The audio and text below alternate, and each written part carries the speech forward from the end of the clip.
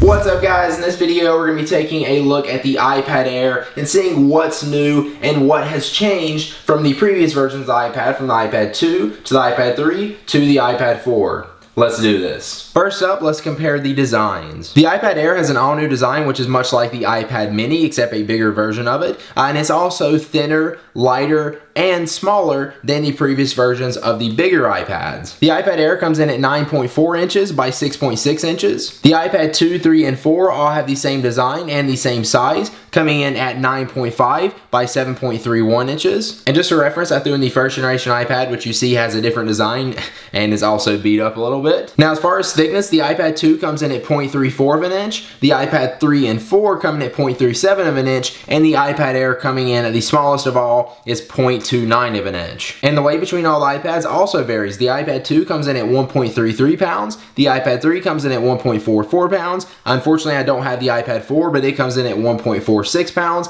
and the iPad Air, again, lightest of all, comes in exactly 1 pound. So as far as design, the iPad Air just kicks the other iPad's butt. It's smaller, it's lighter, it's thinner, and the design itself is just better in my opinion. It feels better in your hands and it just looks prettier. As far as the display, the iPad 3, 4, and the new iPad Air all have the Retina display, which is 2048 by 1536 with 264 pixels per inch. And the iPad 2 has a non-Retina display, which is 1024 by 768 with 132 pixels per inch. And now the fun part, let's cover the specs, what makes these things fast. The iPad 2 has Apple's A5 processor, the iPad 3 has Apple's A5X processor, and the iPad 4, which again I don't have, has Apple's A6X chip, and the new iPad Air has Apple's A7 chip, which is a 64-bit chip and runs at 1.4 gigahertz, which is actually 100 gigahertz faster than the iPhone 5S, which has the same chip. Also, it has the M7 motion coprocessor, which handles things like the accelerometer, gyroscope, and compass. Now, I'm not doing a speed test comparison in this video. That will be for a separate video, so make sure you guys go check that out on my channel. But looking at the benchmarks from the iPad 2 to the new iPad Air, the iPad Air blows the rest of them out of the water. The iPad Air actually performs 80% better than the iPad 4, and it just kills the iPad 2 and the iPad 3 in performance. Now let's take a look at how the cameras have evolved. The front-facing camera on the iPad 2 and 3 are the same. It's 0.3 megapixels and it's VGA quality. Whereas the iPad 4 and the new iPad Air have a 1.2 megapixel 720p HD front-facing camera. Moving on to the back-facing cameras, the iPad 2 has a camera that shoots 720p HD video and takes 960 by 720 pictures. The iPad 3 and 4 have the same camera on the back, which is 5 megapixels and shoots 1080p HD video. And the camera in the iPad Air is the same as the 3 and 4, except it has the new 5-element lens and the hybrid IR filter, which overall will actually make your pictures look a lot better because it's a better lens. As far as software, the iPad 2, 3, 4, and the new iPad Air will all run iOS 7, which I actually don't have on either of these iPads, the 2 or 3, but you can update to them if you want to. The only iPad you can update to iOS 7 is the iPad first generation. But one thing to note about the iPad 2, even if you update it to iOS 7, it does not have Siri. Moving on to battery life, the iPad 2, 3, and 4 will all get you 10 hours of usage, whereas the new iPad Air will actually give you 11 hours of usage. So that's pretty nice about the iPad Air. Even though it's smaller and thinner, you still get an extra hour of battery life compared to all the other models of the iPad. Now, a nice new feature in the iPad Air, which I've hardly heard anyone mention, is it has stereo speakers. So there's a speaker on the left and right, whereas the previous versions of the iPad only have one speaker, which is mono. The stereo speakers make the audio on the iPad Air sound a lot better, plus it's more even out because you've got speakers on both sides rather than just one side. And of course, we can't go on without talking about the colors. The iPad 2, 3, and 4 all come in white and black and have the same silver metal looking back to it, whereas the new iPad Air comes in space gray and the white/silver model. And on the iPad Air, it doesn't just change the front of the device, it actually changes the back plate too. As you see, I've got the space gray here, which I think looks really nice, or I could have went with the white/silver and this would all have been silver on the back. And now let's talk about pricing and availability. The iPad Air starts at a price of $500, which will get you a 16 gigabyte Wi-Fi model. You can also, of course, get the LTE model or upgrade it to 32, 64, or 128 gigabytes, which will bump up the price. Unfortunately, Apple actually discontinued the iPad 3 and 4 and doesn't sell it anymore. Of course, you can still find them online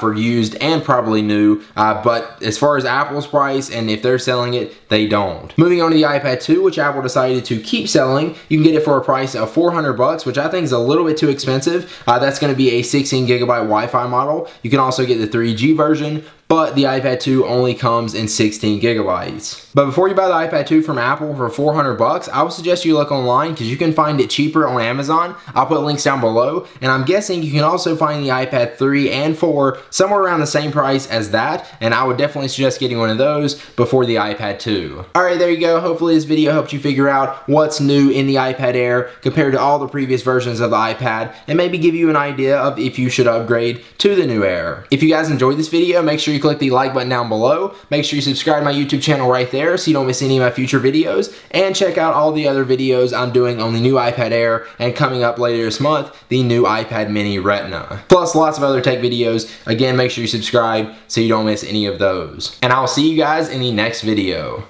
Peace.